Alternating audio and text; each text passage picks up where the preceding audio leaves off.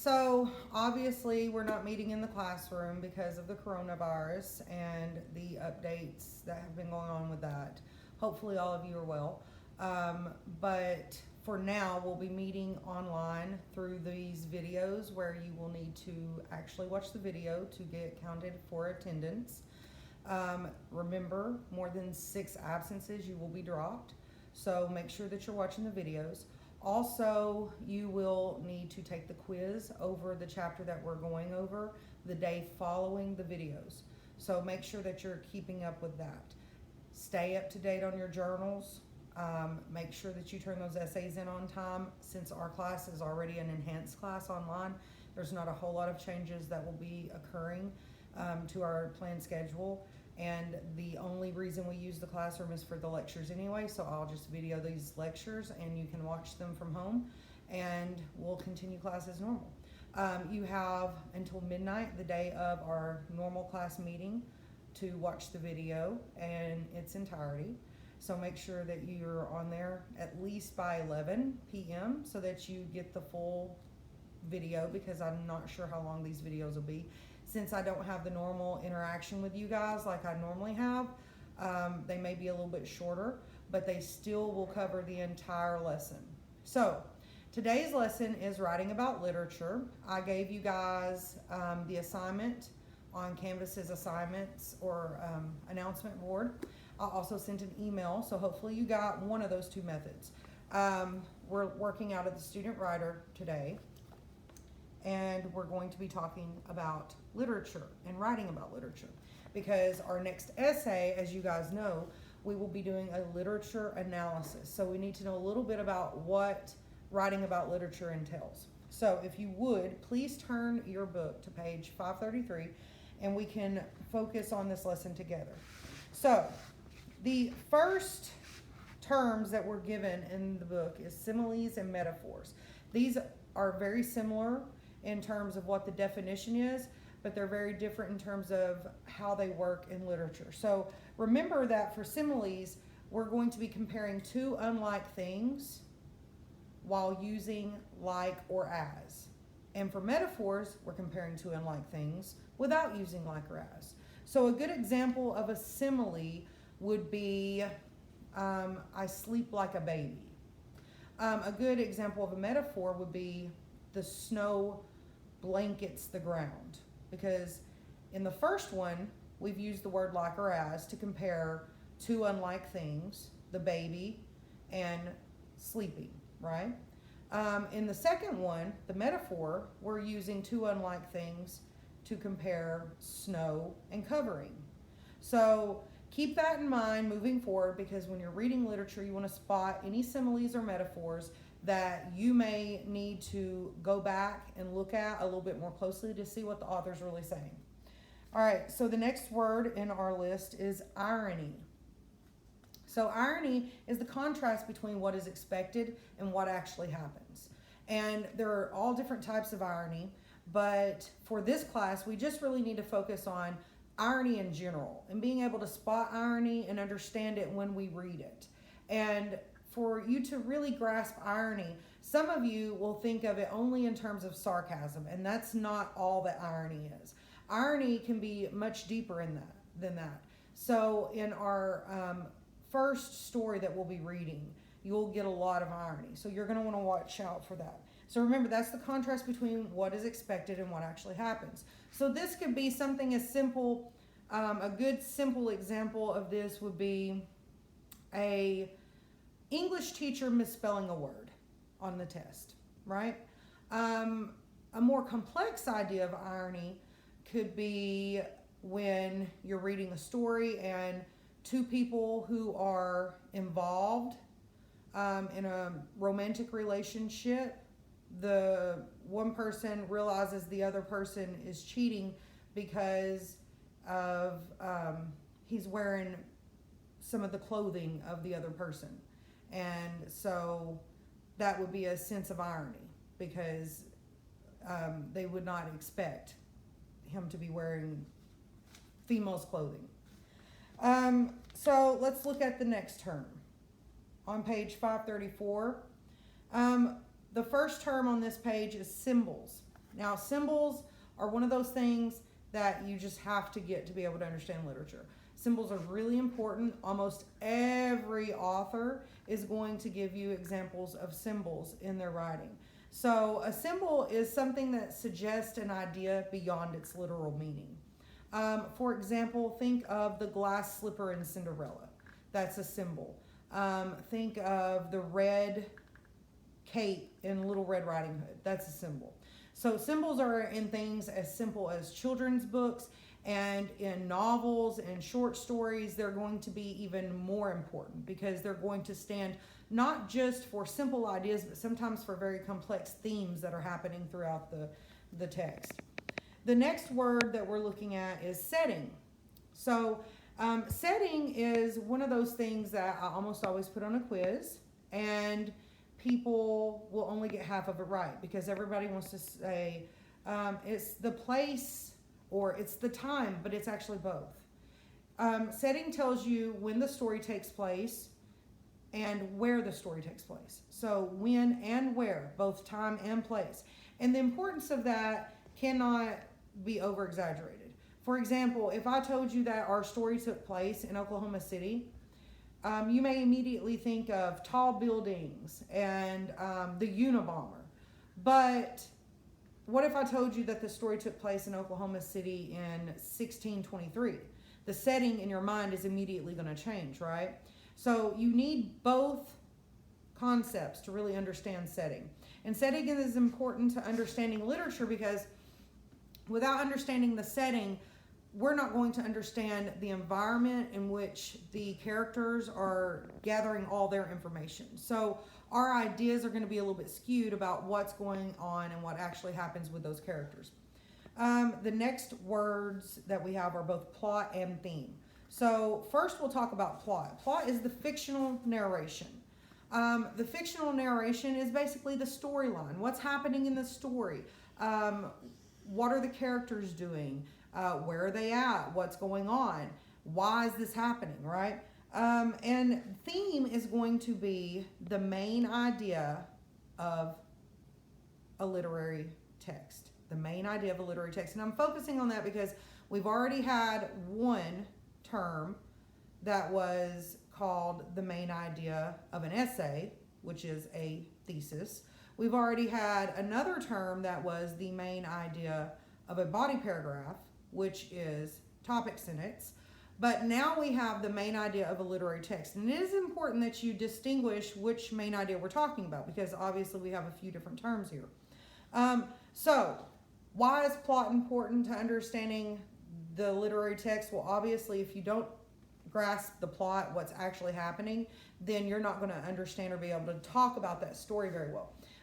Think in terms of complex plots like if any of you have ever seen the movie Pulp Fiction, that was one that I remember the first time I watched it. It was kind of hard to keep up with the plot because they sequenced the movie in a way that you couldn't really tell what was the beginning and what was the end until the very end of the movie. But it was important that I understood that, so I went back and watched it again, and then everything made a lot more sense. And you'll begin to realize that with your own stories, you really have to understand plot to understand what's happening. And you need to be able to discuss certain points in the plot to discuss why things are important for the author. Theme. Theme is important because theme lets us know what the main idea of this literary text is. So if we don't understand the theme, we're not understanding what it is the author's trying to say to us. We don't understand why she's using certain symbols or he's using certain irony. We don't understand what the larger picture is and why that glass slipper or the red cape is so important. So it's important that you understand plot and theme.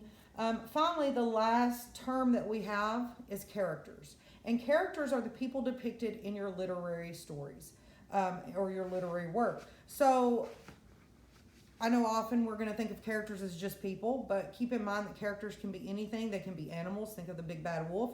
Or they can be inanimate objects. Think of Beauty and the Beast with the teacup and the pot and, you know, the candelabra. But You need to understand these characters because a lot of time these characters are going to give us some insight into the theme of what the author is really trying to tell us. If we can't discuss a character and maybe their motivations or the reason that they're even showing up in this literary text, then we're going to miss out on some really important ideas that are discussed in the literary text. So those are the terms that you're going to need to know moving forward to discuss literary text. The next thing our book is talking about at the bottom of 534 is 4 different things that we can do to better understand literature while we're reading it. So, one thing is read the work several times. Okay? So, just like with the movie that I mentioned earlier, Pulp Fiction, first time I watched it didn't really get a lot. Second time I got a lot more. You're going to find that to be true with literary text. If you read it once, you're going to get main ideas, but then when you read it the second time, things are going to pop up that you never even thought about. So make sure that you're reading the text several times to get the full grasp of what's being said there. Number 2, talk to your classmates and your teacher. Okay, so it's going to be really important for you to be watching these videos as I'm talking about this text. And I'm going to open up a discussion board when we get to the point that we're actually talking about the text that I've assigned, so that we can talk about these things together and get ideas, because getting ideas from each other is really what scholarship is all about. Being a good scholar means sharing your ideas, and that's what we're learning how to do, how to find research that other scholars have had about the same text, and talking to our classmates and teachers to get ideas as well. All the good ideas haven't already been thought of. We'll find some in our own class. Number 3, accept multiple interpretations. Do not think that your idea is the only idea, okay? These authors create art, and art is meant to be viewed from every perspective, and that means that you don't have the only perspective, okay? So you're going to want to view this as a piece of art, and just like with a piece of art, if you go up and you look at it, you may see one thing, and your friend may see something else. Same thing with literature. When you read it, you may get one interpretation, and then your friend may get a totally different interpretation. This is all going to be based on your own personal experiences. Remember when I've talked about that thumbprint that each of us have on our history? So we bring that to the table. We have our own experiences, our own education that we're bringing to the table that no one else has. So we're going to bring that to every story that we read, and we're also going to be able to interpret so many things based on that. But guess what? We don't want to discount what our friends have also experienced and had education about. So we want to take in all ideas and all accounts so that we can really understand a text thoroughly. Finally, you want to mark the text. And this is going to be critical because you, remember, have to insert some of this text into your paper. So you're going to want to make sure that you're highlighting things that you think are important, you're underlining, you're scrawling into the margins of your book. Make sure that you're writing notes as well, ideas that pop in your head, because guess what? As you're reading through it, you may have some ideas, but then later on, you may only remember you had a good idea. You may not remember what the specifics of the idea was. So my suggestion is take notes as you're reading. Make sure you have a highlighter there, and don't be afraid to mark on your book, okay? There's nothing against the rules about marking in your book. All right, let's look on page 535.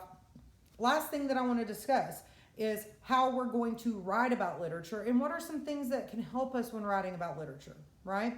So we just talked about 4 things that helps us when we're reading literature. Now we're going to talk about 4 things that helps us when we write about literature. 1, know what aspect of the work you're supposed to consider. In other words, listen to your professor, understand the assignment, make sure that you're approaching the text in the way that you're supposed to approach the text. Think about it. The essay you just wrote, informative only, which means I didn't want your opinions at all. This next essay, an analysis. That means all I want is your opinion. So I need you to consider that, not just in this class, but in every class that you're going to be in. You need to think about, what is it that the teacher actually wants me to write about? Number 2, be aware of verbs commonly used in assignments about literature. So there are a few verbs that when we're discussing literature, we will use, and they all mean something different, even though to the layman, it may seem like all 3 of them are the same. And these words are interpret, analyze, and evaluate. Okay, so if I ask you to interpret something, that means I'm asking you to assign meaning to something. I want you to tell me what that thing means that I'm asking you to interpret. If I ask you to analyze something, I want you to examine it in detail. Okay, so I want you to break it down into its parts, examine each part in its detail, and tell me how they all fit back together and work to make the whole. And C, evaluate. That means examine the significance of something. So we will consider the relationships between these things. If we're evaluating, we want to see how things work together. So in this essay, I'm actually going to ask you to analyze.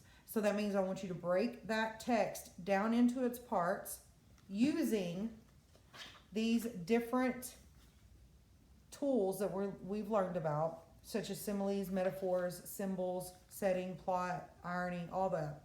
I want you to use those to break down the text and tell me what's really going on, okay? Which means, basically, you're going to read a text, you're going to use these terms we talked about to tell me what's happening in the text. And then you're going to use some outside research to back up what you're saying. Number 3, I want you to review your marked text for ideas. So remember when we said we were reading, we were going to mark the text. When you're writing about it, I want you to go back and look at the marked text. That's where you're going to get the best ideas for writing about literature. It's going to come from those eureka moments when you're actually reading the text and you're like, oh, I get it. If you don't write it down, though, you don't have them, right? Number 4, trust your response. Just because you're not an English professor doesn't mean that you can't have good ideas. Okay, you don't have to be an expert in literature to have great ideas. Some of the best ideas that I've ever heard about literature didn't come from another researcher, didn't come from another professor. It came from a student, and they actually made me think about a text that I've read a million times in a completely new way. So, trust your responses. If you think something's happening, if you get that feeling, that probably means that it is happening. Number 5, cite the text for evidence. Make sure that you're underlining things that will actually prove your ideas from the literary text so that you can insert it into your paper later. That's going to be key to making sure that you prove you know what you're talking about. And number 6, research to learn about the author and work. I cannot stress that enough. If you don't know about the author, you're not going to know why certain things are important to them. Okay? So you need to understand a little bit about the author before you start. Usually a good place to start is Wikipedia. And I know you guys are like, what? Yeah, Wikipedia is fine to look a little bit into the author's background and to the work's background. Sometimes some of the works that we study were banned on bookshelves for a long time. Why? What was going on during that time period? Why is that important? Or sometimes the author had suicidal attempts and they're writing about mental health issues. Why is that important? So you need to maybe know a little bit about the background. So that's all I have for you today in terms of writing about literature. Hopefully you read that chapter before we actually had this discussion. But if you didn't, you still have time to read it. Don't forget to take your quiz tomorrow. And Friday we will have another video about analysis.